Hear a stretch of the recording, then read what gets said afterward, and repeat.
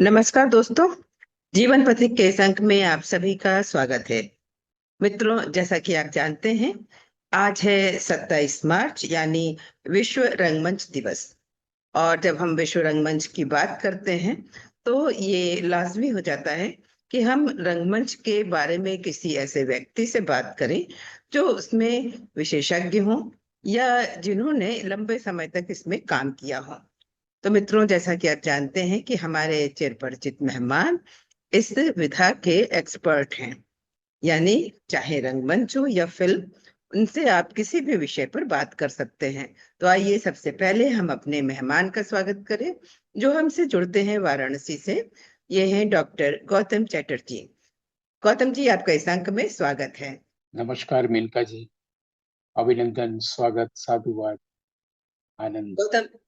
गौतम जी, जैसा कि आप जानते ही हैं कि हमने पहले ही इस बात का जिक्र कर दिया है कि आज विश्व रंगमंच दिवस है। तो क्यों ना सबसे पहले बात की शुरुआत रंगमंच से ही की जाए, क्योंकि ये एक बड़ा ही रोचक विषय है। रंगमंच हो, नाटक हो या फिल्म हो, इसमें सभी की दिलचस्पी होती है और मनोरंजन का ये एक सशक्त माध्यम है।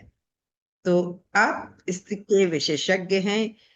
अभिनय से लेकर नाटक का अगर निर्देशन हो या फिल्मों का निर्देशन हो या स्क्रिप्ट राइटिंग हो, इसमें आप माहिर हैं। तो हम चाहेंगे कि आज के युवा वर्ग के लिए आप क्या कहना चाहेंगे और हमें थोड़ा सा रंगमंच का इतिहास जरूर बताएं।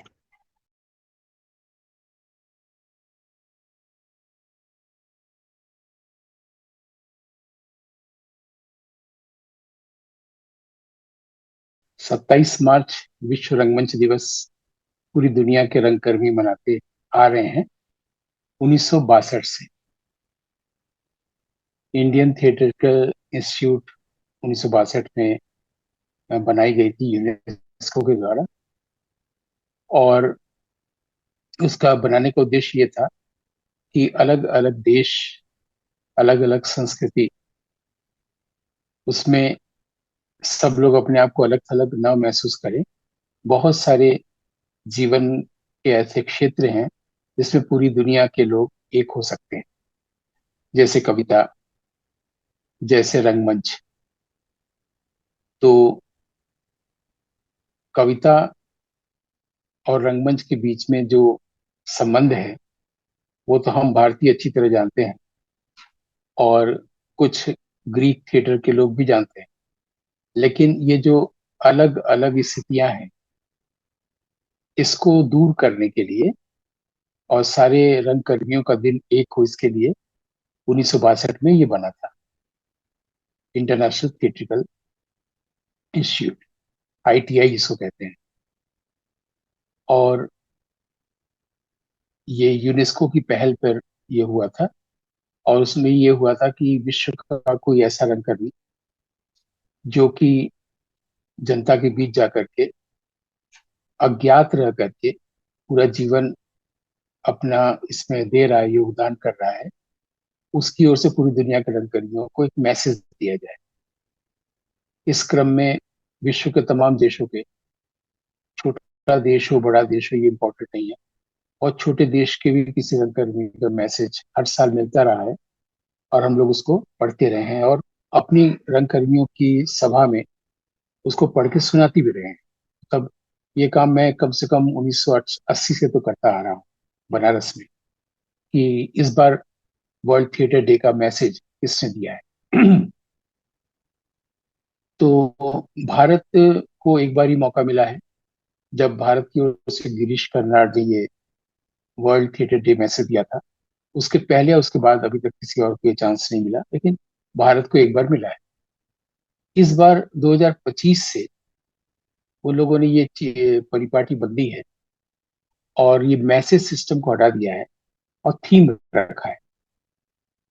क्योंकि दूसरे जो कार्यक्रम होते हैं दूसरे विषयों को लेकर, वहां भी थीम की परंपरा शुरू की गई है। जैसे अभी 14 मार्च को इंटरनेशनल डे ऑफ मैथमेटिक्स था जो होता आ रहा है, उसमें भी उन्होंने थीम रखा था, जिसके बारे में मैंने थोड़ा सा फेसबुक के अपने वॉल पर दिया है, लिखा है, ताकि जिसकी रुचि होगी वो जानना चाहेगा। तो उसी क्रम में अब यहाँ पे थीम रखा गया है कि 27 मार्च 2025 वर्ल्ड थिएटर डे की थीम उन लोगों ने तय की है। वो थीम है थिएटर और culture of peace. Theatre and the culture of peace, मतलब शांति की कोई संस्कृति हो सकती कि नहीं। जाहिर है कि इसमें भी वही भाव है कि पूरी दुनिया एक हो, शांतिमय हो, क्योंकि दो देशों के बीच में युद्ध होता है, कभी यूक्रेन और रूस के बीच में, तो कभी अफगानिस्तान या कहीं इसराइल, ये होता रहता है हमेशा। तो शांति की कोई संस्कृति हो सकती है कि नहीं, अगर हो सकती है तो उसका रंगमंच के साथ जोड़ के उसको कैसे देखा जाए, ये विषय इस बार रखा गया। अब इसमें यह है कि हम लोग थोड़ा सा अगर इतिहास में देखें रंग कर्म के या नाटकों के,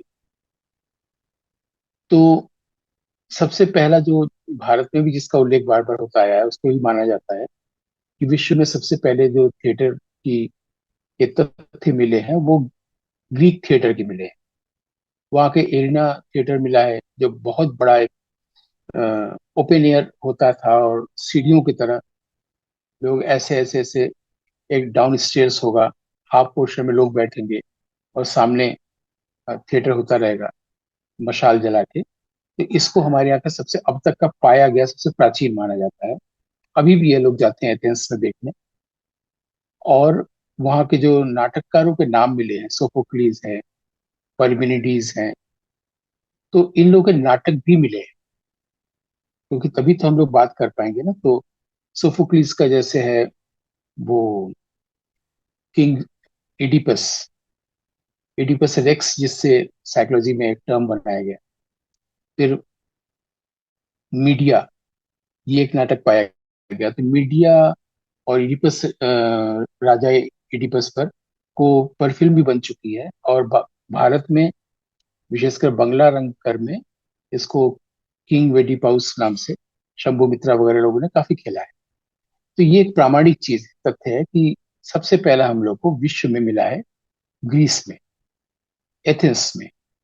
और वहां पर थिएटर भी मिला है, वही जो मैंने बताया ओपन एयर, इसको आम भाषा में एरिना थिएटर बोलते हैं। तो उस वो नाटककार मिले हैं, नाटक मिले हैं, और जहां पर नाटक खेला जाता है वो मिला है। कोई डायरेक्टर नहीं मिला है, होता ही नहीं था, और डायरेक्टर होना भी नहीं चाहिए थिएटर में। और लोगों का ध्यान इस तरफ नहीं गया कि भारत में भी एक ड्रामेटिक्स की किताब हुई है। भारत के बाहर एरिस्टोटल ने ड्रामेटिक्स की किताब लिखी, जिसका नाम है मैं भी पोइटिका, पोइटिक्स, जिसका अंग्रेजी अनुवाद हुआ है पोइटिका नाम से लिखा, जो वहां का नाट्य शास्त्र है। तो हमारे यहाँ भी भरतनाट्य शास्त्र है। तो भरतनाट्य शास्त्र में खुद भरत ने लिखा है कि जो उन्होंने नाटक किया था पहला, भरत मुनि ने अपने 100 पुत्रों के साथ, 100 शिष्यों के साथ, वो नाटक था देवासुर संग्राम या समुद्र मंथन। और उन्होंने ये भी लिखा है कि ये पृथ्वी पर होने वाला पहला नाटक है, मंचस्थ नाटक पहला ये है। तो अगर हम उनकी बात माने तो इस पृथ्वी पर सबसे पहला नाटक समुद्र मंथन है या देवासुर संग्राम है। हालांकि उससे भी पहले एक नाटक हुआ था जो भरत मुनि बताते हैं, लेकिन वो स्वर्ग लोक में हुआ था। उसका नाम है त्रिपुर दाह। दाह, आग की दाह होती है ना, अग्नि की दाह। तो तो उन्होंने जो रूपक के 10 प्रकार बताए हैं, जिसमें एक नाटक भी होता है, उसी में एक होता है डिम। तो त्रिपुर दाह डिम था। और रूपक का एक और प्रकार होता है समवकार। तो जो पृथ्वी पर पहला नाटक किया गया था, समुद्र मंथन या देवासुर संग्राम, वो रूप था समवकार का। तो मैं जो दो बार बार नाम ले रहा हूँ कि समुद्र मंथन या देवासुर संग्राम, दोनों का मतलब एक ही है कि देव और असुर में संग्राम ही हुआ था अमृत के लिए, समुद्र का मंथन हुआ था। तो दोनों नाम एक ही है। हालांकि ये अलग बात है कि बहुत सारी किताबों में समुद्र मंथन की जगह अमृत मंथन लिखा हुआ है, और लोग, रंगकर्मी और विद्वान अमृत मंथन ही बोलते हैं। तो मैंने कई लोगों से बोला कि आप अमृत मंथन क्यों बोलते हैं, क्योंकि समुद्र के मंथन से अमृत निकला। अब अमृत का मंथन कोई कैसे करेगा? समुद्र का मंथन किया गया था बीच में पहाड़ को रख के, और रस्सी से बांध के दोनों लोग रस्सी खींचे थे और मंथन। उसको मथे थे मंथन। अमृत का मंथन कैसे होता है? तो लोग बता नहीं पाए। कई विद्वान लोगों ने कोशिश की थी बताने की। यहाँ पर संस्कृत के विद्वान थे रेवा प्रसाद द्विवेदी जी। हम लोग शाम को, मतलब मेरी शामें प्राय विद्वानों के साथ ही गुजरी हैं। मैंने उनसे भी बोला तो बोला नहीं, वो असल में अमृत के लिए मंथन है, इसलिए उसका नाम अमृत मंथन रखा गया है।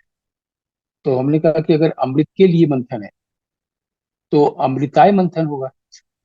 संस्कृत भाषा व्याकरण की दृष्टि से देखकर पंचमी विभक्ति प्रथम वचन उत्तम पुरुष में है, तो अमृताय मंथन होगा। अगर वो अमृत का मंथन होगा तो अमृतस्य मंथन होगा। जैसे अमृत की संतान है तो अमृतस्य पुत्र बोलते हैं, अमृत का पुत्र, तो अमृतस्य मंथन होगा। तब वो कहे कि अमृत मंथन क्यों होगा, या तो एक शब्द अमृत मंथन या अमृत और मंथन के बीच में हाइफन, ये क्यों होगा? आप अमृताय मंथन करिए अमृत के लिए, क्योंकि उसके लिए संस्कृत में ये बना हुआ है। संस्कृत में अगर लिखा गया है ये नाटक, संस्कृत भाषा में तब नाट्यशास्त्र लिखा गया है। तो रेवा प्रसाद द्विवेदी संस्कृत के विद्वान थे। जब मैंने ये तर्क दिया तो बोले कि हाँ ये बात तो आपकी सही है। तो ये दरअसल इसका सही नाम समुद्र मंथन है। अमृत मंथन हो ही नहीं सकता, क्योंकि अमृत का मंथन हो ही नहीं सकता है। मंथन के बाद अमृत निकलता है, विष निकलता है। ये पृथ्वी पर खेला गया पहला नाटक है। लेकिन इसका प्रचार इसलिए कम हुआ है क्योंकि हम लोग की निगाह हमेशा नदी के उस पार रहती है। विदेश में क्या हो रहा है, पश्चिम में क्या हो रहा है, ग्रीस में क्या हुआ था। और पश्चिम की निगाह पूरब क्यों रहती है? ये बुद्ध का देश है, सूर्योदय का देश है, यहीं से लाइट यहीं से राइज करता है। तो लाइट या ज्ञान का देश है, वो लोग इधर देखते हैं। तो हमें लगता है कि जो उपलब्ध साक्ष्य है, उपलब्ध तथ्य, इस पर बात होनी चाहिए। तो मैंने आपको उसका उद्देश्य भी बताया और थोड़ा सा इतिहास में भी ले गए। उद्देश्य हमने बताया कि क्यों इसको वर्ल्ड थिएटर डे मनाया जाता है। उसको तो मतलब ये ना कि भेदभाव हटा के आपका थिएटर उनका तो एक दिन तय किया गया। अब उसमें होता यह था कि भारत में कुछ बेवकूफियां भी हुई।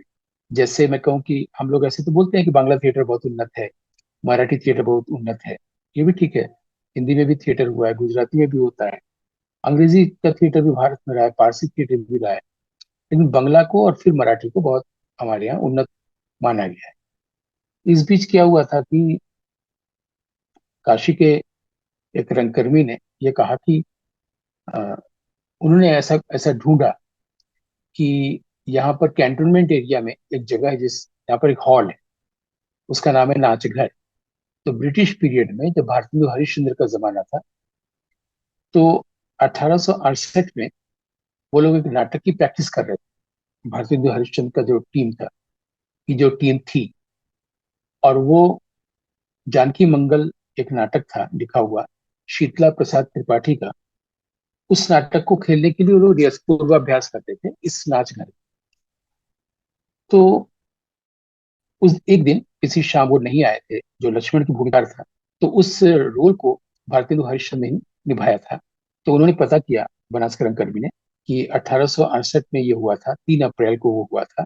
भारतेंदु हरिश्चंद्र के आधुनिक हिंदी गद्य के निर्माता है, उन्होंने अभिनय किया था। तो हम लोग 3 अप्रैल 1968 को, मैंने 1868 को हुआ था तो 1968 को हम लोग 3 अप्रैल हिंदी रंगमंच दिवस मनाए। और उसके बाद उनकी इस घोषणा के बाद लोग मनाने लगे। बनारस में मनाने लगे तो पूरे हिंदी क्षेत्र में, पूरे देश भर में मनाने लगे। तो मैंने थोड़ी सी उसमें भी मैंने भी खोज की, जगह उस जगह को देखने जाना चाहिए। तो वो जगह कैंटोनमेंट में तो है, लेकिन वो नाच घर नहीं है जो ब्रिटिशर्स थे हमारे यहाँ बनारस में उस दौर में। क्योंकि भारतेंदु हरिश्चंद्र का जन्म हुआ 1850 में, और 1885 में उनका देहांत। तो 1868 में शीतला प्रसाद त्रिपाठी का लिखा नाटक जानकी मंगल का उल्लेख तो मिलता है। भारतेंदु हरिश्चंद्र ने हिंदी के सारे अपने समय के नाटककारों की सूची भी सबके सामने उपलब्ध की। लेकिन जिस जगह की बात की जा रही है वो ब्रिटिशर्स की जगह थी। जो लोग, वो लोग पार्टी, डांस, म्यूजिक ये सब किया करते थे। और जब वो ऐसा किया करते थे तो कई किलोमीटर तक काले भारतीय दिखने नहीं चाहिए, ये भी होता था, वरना उनकी पीठ पर कोड़े पड़ेंगे। भारतीय दिख ही नहीं सकते थे। एक तो ये स्थिति है। दूसरा दूसरा मुझे जो तथ्य मिला वो ये कि भारतेंदु हरिश्चंद्र 2 पत्रिका भी निकालते थे अपने समय में। एक का नाम है हरिश्चंद्र मैगजीन और एक का नाम है कवि वचन सुधा। इन दो पत्रिकाओं में वो क्या करते थे कि काशी में जो भी साहित्य और कला गतिविधियां होती थी उसका वो रिपोर्ट लिखते थे। और इसके सारे अंक हमारे यहाँ नागरिक पंचायत सभा में उपलब्ध है। नागरिक पंचायत सभा के जो अध्यक्ष हुए हैं वो हृदय विश्व द्विवेदी भी हुए हैं, बाबू श्याम सुंदर दास भी हुए हैं। एक परंपरा रही, अभी भी है, लाइब्रेरी वगैरह सब कुछ है। तो अगर ये उल्लेखनीय घटना हुई है, भारतेंदु हरिश्चंद्र ने उसमें अभिनय किया था, तो उसका कोई उल्लेख मिलना चाहिए उनकी पत्रिकाओं में, वो मुझे नहीं मिला।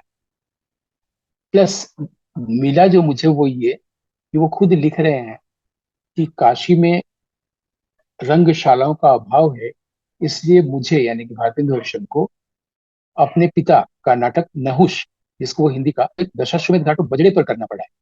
तो भारतेंदु हरिश्चंद्र तो लिखने की रंगशाला का अभाव है, बजड़े पर करना पड़ रहा है, और हमारे यहाँ के रंगकर्मी ढूंढ ले रहे हैं कि वहां पर भारतेंदु हरिश्चंद्र रिहर्सल किया करते थे। तो बिल्कुल साफ लगा कि एक शिगुफा है कि ऐसा करके अपनी स्थापना करना। देखो मैंने ये ढूंढा और लोग मना ये बताना शुरू किया कि बंगला, आप तो बंगला रंगमंच दिवस तो कोई मनाता नहीं है, बंगाली लोग। मराठी रंगमंच दिवस भी मराठी लोग ही मनाते हैं, हिंदी रंगमंच दिवस की कोई जरूरत नहीं है। और दूसरा, इसका जो तथ्य बताया जा रहा है वो बिल्कुल आधारहीन है। और जब पूरे विश्व में, आप हम बड़े आकार में देखना चाहिए अपने आप को, पूरे विश्व भर में सभी रंग कर्मियों का, जिसमें भारतीय भी है और बंगाली भी है और हिंदी भी है, उसका अगर 27 मार्च को विश्व रंगमंच दिवस मनाया जा रहा है तो हम सबका एक दिन होना चाहिए। वो है अलग से, हम जिस वजह से किया गया है कि सबका एक दिन हो इतना विराट स्तर पर, उसमें फिर आप अपना मना रहे हैं हिंदी रंगमंच दिवस, फिर उसमें भोजपुरी भी अलग हो जाएगा, फिर काशी का भी अलग हो जाएगा, है ना। इस क्षेत्रीयता को हटाने के लिए तो किया गया है कि एक ग्लोबल प्लेटफॉर्म हो। तो बनास के लोगों को ये समझ में आई, और अब मुझे बहुत खुशी है बताने में कि पिछले 10 15 20 सालों से बनारस में सिर्फ विश्व रंगमंच दिवस मनाया जाता है। और अभी भी मेरे पास कई लोगों के फोन आए थे कई रंग गोष्ठियों की अध्यक्षता करने के लिए, तो मैंने असमर्थता जाहिर की क्योंकि मैं उस दिन कहीं और एंगेज रहूंगा।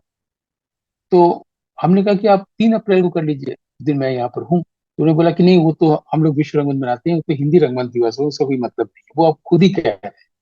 तो ये एक अच्छी बात हुई हमारे यहाँ। अभी अभी हाल ही में, बल्कि इसी साल पहली बार एक और शिगुफा देश में लाया गया है कि 12 फरवरी को भरत मुनि का जन्मदिन है। अव्वल तो ऋषि मुनियों का कोई देश काल नहीं, उस पर से उनको कैसे पता चला, इसका तथ्य बताना चाहिए।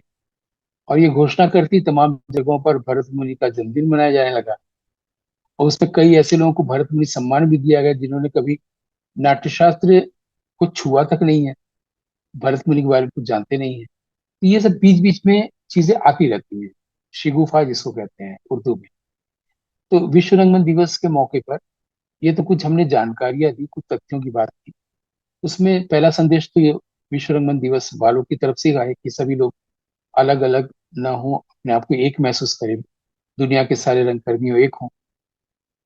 लेकिन जहाँ तक मेरी अपनी दृष्टि है उसमें यह है कि हम तो कई चीजें लोगों के सामने लाते गए, उसमें से एक ये भी था कि भारतीय रंगकर्म में निर्देशक का कॉन्सेप्ट नहीं, यहाँ तक कि ग्रीक थिएटर में भी नहीं। नहीं तो किसी निर्देशक का उल्लेख मिलता, हमको लेखक मिले और हमें नाटक मिले, हमें कोई डायरेक्टर नहीं मिला। हमारे नाट्यशास्त्र से लेकर यानी भरत से भारतेंदु तक भी निर्देशक की कोई परंपरा ही नहीं है। उसमें एक संपूर्ण अभिनेता की परिकल्पना है, और हमें फिर से वही लौटना चाहिए। निर्देशक को फिल्म में ही स्थान देना चाहिए, और निर्देशक कोई दूसरे दर्जे का नागरिक नहीं होता है जो कि रंगकर्मी में पहले दर्जे का बना हुआ है, अभिनेता पीछे चला गया है। होना ये चाहिए कि हमको नाटक की जगह पर रूपक बोला जाता है। भरत मुनि ने 10 तरह के रूपक बताए हैं, इसमें से एक रूप है उसका नाटक। तो हम लोग सबसे अच्छा है कि इसको दृश्य काव्य बोले। कविता यानी काव्य जब दृश्य हो जाता है तो नाटक हो जाता है। और अब फिल्म के युग में हम नाटक और फिल्म दोनों दृश्य काव्य हैं, और अभिनेता अपनी पुरानी पहचान की ओर लौटे और उसका सर्वांगीण विकास हो। निर्देशक की कोई जगह नहीं है रंगमंच पर। यही संदेश फिलहाल हम लोग विश्व रंगमंच दिवस पर दे सकते हैं। मैंने तो खुद 40 सालों से यही प्रैक्टिस किया है। इसमें डायरेक्टर का नाम मैंने कभी नहीं दिया है, लेखक और प्रस्तुति दिया है। अगर बाकी लोगों को भी समझ में आता है तो अच्छी बात है, लेकिन होना तो यही है कि अभिनेता का ही रंगमंच है, था और रहे। बिल्कुल, बहुत अच्छी बात कही आपने कि अभिनेता का ही रंगमंच है और रहेगा।